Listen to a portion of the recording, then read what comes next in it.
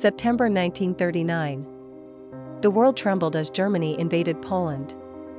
This single act ignited the most devastating war in human history.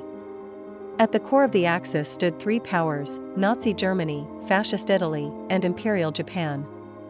Against them, the first defenders, Britain, France, and Poland, united as the Allies. Europe was divided, and the world was holding its breath. The conflict spread like fire. Italy joined Germany in the invasion of France and North Africa. By 1940, new Axis allies appeared: Hungary, Romania, Bulgaria, and Slovakia. Yet resistance grew.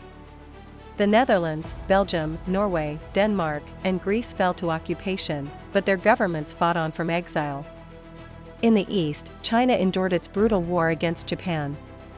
By 1941, two giants entered the battlefield: the Soviet Union, attacked by Germany, and the United States, after Pearl Harbor.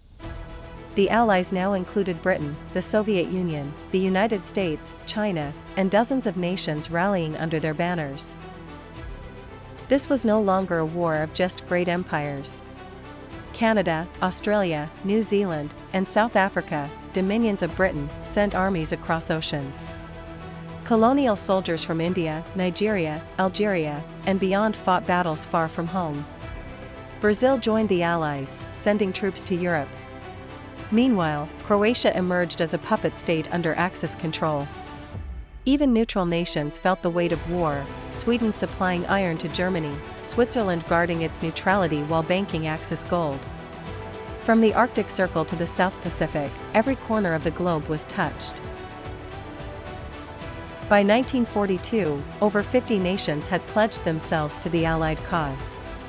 Latin American countries like Mexico and Chile declared war on the Axis. Ethiopia rose again after years under Italian occupation.